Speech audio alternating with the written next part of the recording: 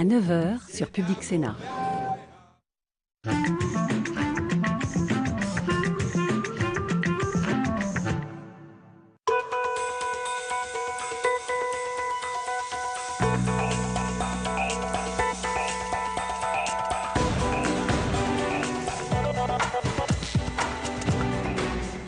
Bonsoir à tous et merci de nous retrouver pour une nouvelle édition de 24 heures Sénat. Et à la une ce soir, Nicolas Sarkozy blanchi dans l'affaire Bettencourt. L'ancien président vient de s'exprimer sur Facebook. Il déclare « La justice vient de me déclarer innocent ». Le parquet de Bordeaux a requis un non-lieu. L'ancien président était mis en examen pour abus de faiblesse. Éric Woerth, lui, est renvoyé en correctionnel. Haro sur les normes. Le Parlement a adopté par un ultime vote du Sénat aujourd'hui une proposition de loi pour contrôler les règles qui pèsent sur les collectivités territoriales et qui grèvent le budget des municipalités. Y a-t-il encore une place pour un islam des Lumières aujourd'hui en France et dans le monde? À l'occasion d'un colloque sur ce thème au Sénat, nous ouvrons le débat dans cette édition avec nos invités ce soir. Mireille Dutheil, grand reporter au Point et spécialiste du monde arabo-musulman, et Tahar Benjeloul, écrivain, prix Goncourt pour La Nuit Sacrée. Bonsoir à tous. On ne gagne jamais à calomnier, on ne fait qu'abaisser la démocratie. C'est ainsi que Nicolas Sarkozy a réagi sur Facebook au non-lieu prononcé aujourd'hui dans l'affaire Bettencourt. Soupçonné d'avoir reçu de l'argent de l'héritière de L'Oréal pour financer sa campagne, l'ancien président avait été mis en examen pour abus de faiblesse le 21 mars dernier. Éric Woerth, son ancien ministre du budget, est lui renvoyé devant les tribunaux. Louis Sibyl. Les juges bordelais ont finalement décidé de ne pas renvoyer Nicolas Sarkozy devant le tribunal correctionnel pour abus de faiblesse à l'encontre de la milliardaire Liliane Bettencourt. L'ancien chef de l'État a été accusé de lui avoir soutiré de l'argent pour financer sa campagne électorale. 6 mois d'enquête qui prennent fin aujourd'hui. Nicolas Sarkozy était en visite à la mosquée de Paris. Il bénéficie d'un non-lieu et c'est bien sûr un obstacle important qui est levé pour son éventuel retour en politique. Ce non-lieu permet évidemment de regarder la suite avec plus de décontraction. Donc je pense que pour des millions d'électeurs de droite, ce matin, ça a été beaucoup de satisfaction. Et pour quelques ambitieux de gauche et de droite, peut-être un moment plus difficile à vivre. Un retour qui pourrait faire grincer des dents. À gauche, la discrétion est de mise. La majorité est restée silencieuse à l'annonce du non-lieu. Pour elle, la justice doit rester un organe indépendant. Il ne faut pas que le ministère de la Justice donne des instructions aux juges, on est bien d'accord. Il ne faut pas revenir dans une politique où on instrumentalise la justice. Ça a existé dans le passé. Je ne souhaite pas qu'on revienne sur cela. Si l'ancien président est épargné, les 10 autres personnes mises en examen sont, elles, renvoyées devant le tribunal correctionnel. Parmi celles-ci, Éric Woerth, l'ancien trésorier de l'UMP. Une abstention à plus de 66% et c'est le Front National qui sort triomphant d'une cantonale à Brignoles dans le Var. Le second tour verra s'affronter l'UMP et l'UFN, la gauche divisée ayant été sèchement éjectée. À moins de 6 mois des municipales, c'est un véritable coup de semonce. Aurélien Romano. À Brignoles comme au Sénat, le maître mot de la gauche reste le rassemblement contre le Front National. Pour le second tour, il est évident qu'il y a tout lieu de faire en sorte que vraiment tous les démocrates se rassemblent pour barrer la route et faire au Front National. On était dans un canton où, à l'évidence, la division à gauche risquait d'aboutir à ce qui s'est produit, c'est-à-dire à faire en sorte que les candidats de gauche soient éliminés dès le premier tour. Des divisions à gauche à Brignoles, les Verts sont pointés du doigt. Ils se sont présentés séparément au premier tour de cette cantonale partielle. Une accusation récusée par la sénatrice verte Hélène Lipietz qui renvoie la balle à ses détracteurs. Donc il est toujours très facile d'accuser les uns ou les autres d'être à l'origine, paraît-il, d'une division, mais les électeurs ont besoin aussi de se reconnaître, de savoir que leurs idées sont portées par d'autres. Troisième accusateur, le parti de gauche, son président, accuse l'exécutif de mener une politique qui conduit au vote extrême. Pour Jean-Luc Mélenchon, pas de consigne de vote. Moi, je serai là-bas, je vois pas comment je vote UMP. Enfin, c'est la peste ou le choléra, c'est tous les mêmes. Ils racontent les mêmes choses, ils ont les mêmes objectifs, ils tiennent les mêmes propos insensés. Une déclaration prise avec beaucoup de distance au Parti socialiste. que je veux dire, c'est que la politique, c'est pas ça. C'est pas la défense d'intérêts d'appareils ou de jeux entre partis politiques. Vous pensez que ça peut nous faire plaisir, nous, d'appeler à voter UMP? Et souvent, une UMP qui dit qu'elle ne ferait pas pareil. C'est très difficile à expliquer à nos électeurs. Cas par cas ou consigne générale, la recette anti-FN n'est toujours pas trouvée. Prochain rendez-vous électoral, les municipales dans 5 mois. Et dans ce contexte, Manuel Valls sera demain à Forbach, en Moselle, où Florian Philippot, le vice-président du Front National, sera tête de liste au municipal. Objectif pour le ministre de l'Intérieur, défendre la politique de sécurité du gouvernement et par ricochet, enlever des armes au Front National. Jérôme Sainte-Marie nous a rejoint sur ce plateau. Bonsoir, vous êtes président de Polling Vols, politologue. Merci d'être avec nous. On va parler de Brignoles, 40,4% dès le premier tour pour le Front National. C'est une victoire du parti de Marine Le Pen ou un échec de la gauche qui n'a pas su se mettre en ordre de bataille et présenter un seul candidat? C'est bien sûr une victoire symbolique importante pour le Front National, pour Marine Le Pen, qui non seulement caracole dans les sondages de popularité, mais en plus donne l'impression qu'il y a une traduction électorale à ces bons scores. Alors qu'inversement, il n'y a pas pour l'instant de traduction électorale aux bons scores dans les sondages de Manuel Valls. Mais en même temps, c'est un peu une forme d'illusion d'optique, puisque le canton de Brignoles est un canton très particulier. C'est un des 2 seuls cantons dans lequel le Front National avait déjà eu des élus, enfin il n'est pas encore élu en l'occurrence, mais enfin avait eu des élus en 2011. Et c'est un canton en plus qui est un peu traumatisé par les annulations successives. Il y a eu 3 élections en 3 ans. On a aujourd'hui 67% d'abstention. C'est quelque chose qui est à prendre en considération, mais en même temps c'est vraiment un cas très particulier sur la carte électorale française. Vous parliez de l'abstention justement qui culmine à 66,65%. Quelle est la pertinence du Front républicain quand on a autant d'abstention finalement? La pertinence du Front républicain se pose de manière manifeste aujourd'hui. On voit bien que le Front National ne fait plus aussi peur qu'avant. On voit que la population, c'est le renseignement essentiel d'ailleurs des sondages actuellement, c'est de voir que le tout sauf le Front National ne fonctionne plus. Il faut voir là que le score des partis dits du gouvernement est extrêmement faible. Je rajouterai enfin que pour bien comprendre ce qui se passe à Brignoles, il faut voir qu'il y a également un candidat dissident d'extrême droite, l'ancien candidat du Front National. À eux deux, ils font quasiment 50%. Donc le Front républicain aujourd'hui à Brignoles risque de ne pas être une grande efficacité. Ça risque même d'être un moment important. Ça peut même tuer finalement ce concept dans la vie politique française. Quelles vont être les conséquences de ce scrutin au niveau national? Je crois que ça donne du courage à tous les citoyens qui pour l'instant n'osent pas avouer leur préférence pour le Front National ou qui n'osent pas passer l'acte de vote. C'est effectivement, je crois, une étape dans la banalisation du Front National à laquelle on assiste. Petite remarque encore, cependant, c'est le Front National du Sud, décidément, qui fait les meilleurs scores pour Marine Le Pen. On parle beaucoup de sa percée dans les milieux ouvriers, le milieu populaire du Nord. En réalité, c'est quand même toujours en PACA que ça se passe pour l'instant. Un commentaire sur le non-lieu dans l'affaire Bettencourt pour Nicolas Sarkozy. Il reste la personnalité préférée des Français à droite et son horizon judiciaire s'éclaircit avec cette décision de justice encore ce matin? Bien sûr, le retour de Nicolas Sarkozy, s'il n'était pas effectif, quand même pour beaucoup de Français, il l'était déjà, mais là commence à se préciser. Il est effectivement dans une conjonction très favorable, il fait partie des 3 personnalités les plus populaires auprès des Français en général. Il est plébiscité à droite et il peut espérer récolter finalement les mécomptes de l'UMP liés à une crise interne qui n'est pas encore totalement résorbée. Merci beaucoup, Jérôme Sainte-Marie, d'avoir été notre invité. Plus de 400 000 normes paralysent les collectivités territoriales. Pour mettre un terme à cette situation, le Parlement a voté cet après-midi la création d'un haut conseil pour évaluer et supprimer les normes. Il faut dire que dans certains cas, le respect de ces règles conduit à des situations ubuesques et coûteuses pour les municipalités. Exemple à Sceaux, dans les Hauts-de-Seine, Flora Sauvage. C'est vrai qu'il est beau, hein. Il peut, hein. Nicolas Witz est satisfait de son parquet. Le chargé des sports à la mairie de Sceaux a dû refaire faire le parquet de tous les terrains de basket de la ville.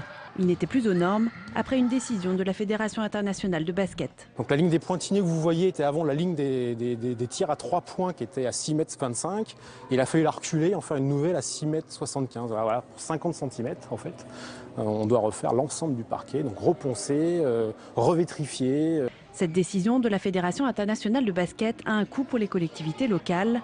À Sceaux, il a fallu débloquer 17 000 € par terrain. Mais l'inflation de normes touche tous les domaines. Environnemental, médico-social ou dans l'alimentaire, l'État produit des normes à foison. Et bien souvent, les collectivités locales sont paralysées par cette inflation normative. Lorsque, par exemple, des textes réglementaires fixent le grammage des repas à l'école, fixent le poids que doit peser telle ou telle part de viande, etc. Tout ceci est assez absurde parce que il y a quand même dans notre pays, et notamment au niveau des élus locaux et des agents territoriaux, un peu de bon sens. Du bon sens, c'est ce que réclament les parlementaires à l'origine d'une proposition de loi qui vise à créer un Conseil national d'évaluation des normes applicables aux collectivités territoriales. Et pour parler de cette question des normes, notre invitée ce soir, Jacqueline Gouraud, bonsoir. Bonsoir. Vous êtes sénatrice UDI-UC de Loir-et-Cher et vous êtes co-auteur avec Jean-Pierre Sueur de cette proposition de loi qui a donc été adoptée cet après-midi. Et donc par ce vote, eh bien, le Parlement crée ce Haut Conseil des normes. Pourquoi était-il si urgent de mettre effectivement rapidement un terme à cette inflation normative, Jacqueline Gouraud? Parce que les élus en ont assez de cette inflation normative qui d'ailleurs vient de plusieurs endroits, qui vient soit du gouvernement par la réglementation ou les propositions de loi, les projets de loi, pardon, soit des parlementaires eux-mêmes, il faut bien... Ils ont leur part de responsabilité, voilà, les parlementaires sûr. Aussi, dans cette inflation normative. Soit aussi de l'Europe. Hein. Donc il y a une prise de conscience très importante qui a été révélée, je dirais, lors des États généraux il y a juste un an ici au Sénat. La démocratie territoriale, c'était ici au Sénat. Absolument. Et au fond, le président du Sénat nous avait demandé à Jean-Pierre Sueur et à moi-même, je dirais ès-qualité, président de la commission des lois et moi, président de la délégation collectivité territoriale, d'avancer sur le sujet. Et c'est la raison pour laquelle nous avons proposé la création de ce conseil d'évaluation. Bien sûr, avec des moyens qui seront supplémentaires et avec des saisines qui seront très importantes, c'est-à-dire que... Comment va-t-il fonctionner ce conseil? Il va évaluer les normes et peut-être proposer la suppression de certaines normes qui seront jugées inutiles, c'est ça? Oui, parce qu'il y a à la fois ce qui va venir, c'est-à-dire le flux, et le stock. Donc il faudra travailler sur les deux. Mais en tout cas, tous les projets de loi, tous les textes réglementaires, tous les projets d'actes de l'Union européenne passeront par ce Conseil d'évaluation des normes. Et ce sera publié quand les parlementaires auront à délibérer, ils auront, avec l'étude d'impact, ils auront l'avis de ce Conseil d'évaluation des normes. Et c'est très important et on verra l'impact que ça a sur les collectivités territoriales. Donc on pourra, je dirais, mieux juger de cet impact grâce à la création de ce Conseil d'évaluation des normes. Existantes, par exemple, on voit, c'est souvent l'exemple qui est cité, le grammage de la viande dans les cantines scolaires. Est-ce que là, au Conseil, aura un rôle à jouer ou ce n'est que sur les normes à venir? Non, non, non. Il y aura un rôle à jouer. Et déjà, d'ailleurs, le gouvernement s'est engagé. Il y a, vous savez peut-être, auprès du secrétariat général du gouvernement, une directrice adjointe chargée de la simplification. Nous avons d'ailleurs fait... de simplification voulu par François Hollande. Absolument. Avant l'heure. Et nous avons fait d'ailleurs une réunion avec elle cette semaine à la délégation aux collectivités territoriales. Et nous avons vu par exemple un dossier sur l'accessibilité, qui est un sujet très important, qui a été revu sur un arrêté qui a été modifié. Et bien sûr, la commission actuelle a donné un avis favorable. C'est pour... je dirais, les appartements qui reçoivent les logements étudiants. On a décidé, je dirais, le gouvernement a présenté un arrêté qui va désormais dire que seulement 5% des logements d'étudiants seront en accessibilité ou handicapés, parce que c'est la réalité des choses. 5%, ça suffit, je dirais, dans un ensemble de logements. Et justement, est-ce que, si on supprime trop de normes, il n'y aura pas un risque de dérégulation? Vous prenez cette question des personnes handicapées. On sait que parfois, justement, ils n'avaient pas accès à certains bâtiments publics. Alors, pour certains élus, on ne peut pas appliquer les normes. Et finalement, pour les handicapés, c'est un problème. Alors, il ne s'agit absolument pas de revenir sur la loi handicap de 2005 et qui va, comment dire, normalement faire qu'en 2015, tous les bâtiments seront accessibles. Ça, c'est la loi. Bon, nous savons qu'on ne reviendra pas sur les principes. Mais il y a vous le savez, une réalité après. C'est-à-dire que tous les bâtiments ne seront pas mis aux normes par manque de moyens, par, difficulté d'application. Et il faut donc trouver des solutions pour faciliter l'accès aux personnes handicapées sans entrer dans des dépenses qui sont inconsidérées, notamment dans les petites communes. C'est ce qu'on appelle la proportionnalité réglementaire. Et ça, c'est quelque chose qui est devenu, qui est entré dans les mœurs, c'est dans l'esprit des élus et du gouvernement. Mais il ne s'agit pas de toucher à l'idée de l'accessibilité. Et je dois dire qu'il n'y a pas que les collectivités territoriales qui sont touchées. Moi, je serais ravie, n'est-ce pas, par exemple, qu'à la gare de Blois, puisque je suis dans le département de Loir-et-Cher, la SNCF mette en accessibilité la gare de Blois, qui n'est pas en accessibilité. Et c'est... Le message est passé, voilà. Jacqueline Gouraud. Voilà. Merci beaucoup d'avoir été notre invitée ce soir. Merci. Et il faudra attendre cette nuit pour connaître le vote du Sénat sur le projet de loi d'affirmation des métropoles. Vendredi soir, les sénateurs ont adopté l'article 12, créant la métropole du Grand Paris, qui réunira au 1er janvier 2016 Paris et les 124 communes des départements de la Petite Couronne. Actuellement, les sénateurs débattent des compétences des autres métropoles créées par ce texte. 24 heures Sénat, tout de suite le débat.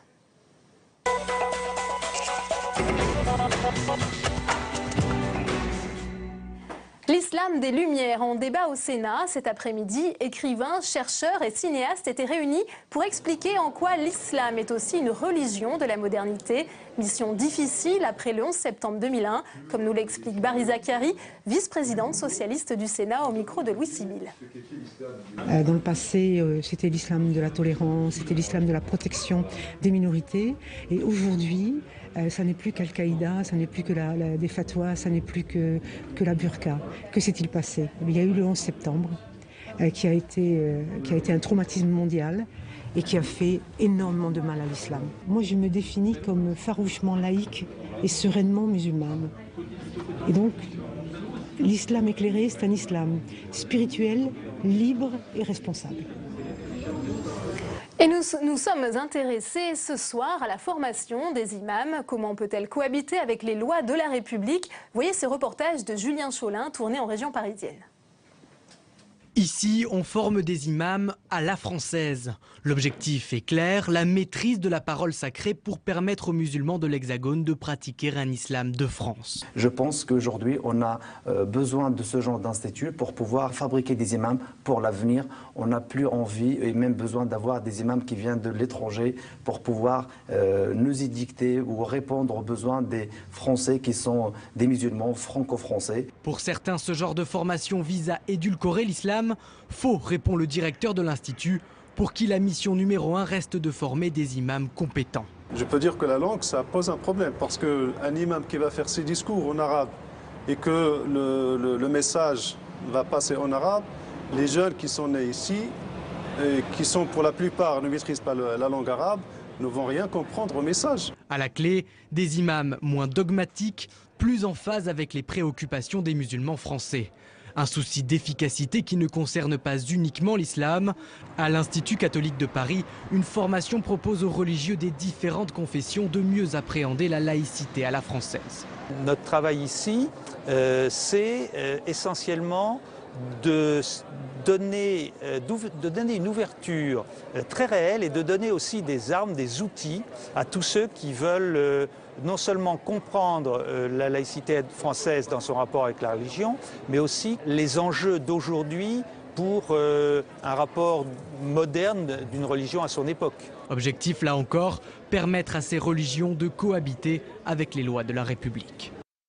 Et les invités de 24 heures Sénat ce soir, Mireille Dutel, bonsoir. Vous êtes grand reporter au Point.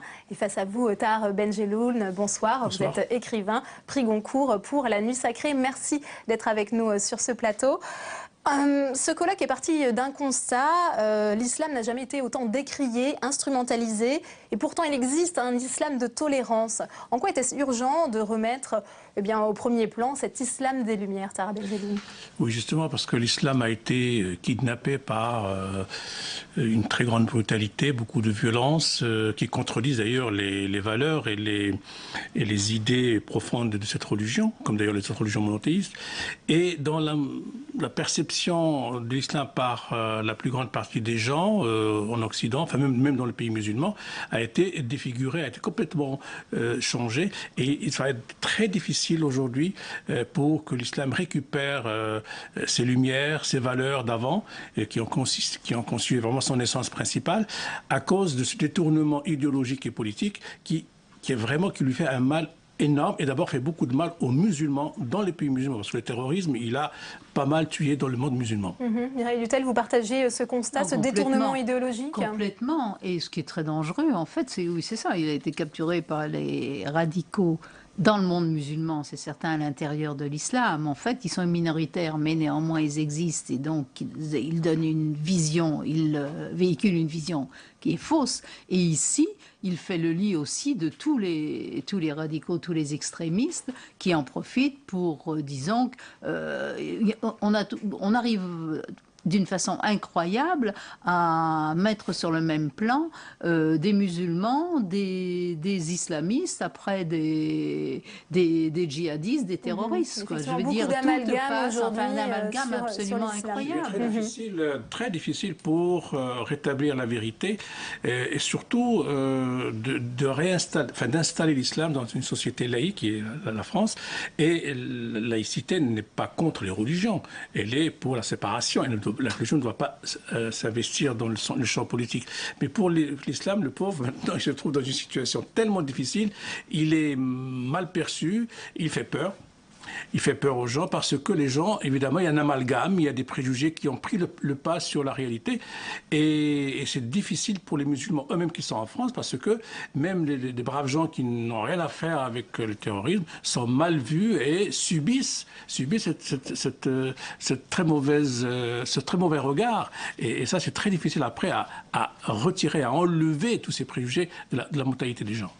Alors cet après-midi, Mireille Dutel, vous aviez à intervenir sur la place de la femme dans l'islam. C'était une mission difficile justement c'était un des enjeux de ce colloque de montrer que l'islam prône l'égalité entre la femme et l'homme. Mais en fait, oui, comme je l'ai dit cet après-midi, finalement au niveau du texte, parmi les 3 religions du livre, c'est l'islam est le seul le Coran, disons, est le seul des textes parmi les 3 religions du livre qui prône absolument l'égalité entre hommes et femmes. Alors ça, évidemment, il y a les textes et effectivement, ensuite, il y a la pratique, parce qu'une grande partie, disons, pendant plusieurs siècles dans l'islam, ça a été, disons que c'était l'islam où on a fait dire à l'islam des choses, disons on l'a complètement détourné, et ça a été les plus conservateurs qui avaient le droit à la parole. Alors maintenant, ça fait plus d'un siècle qu'en Égypte en particulier, c'est parti de là, que certains veulent replacer la femme à son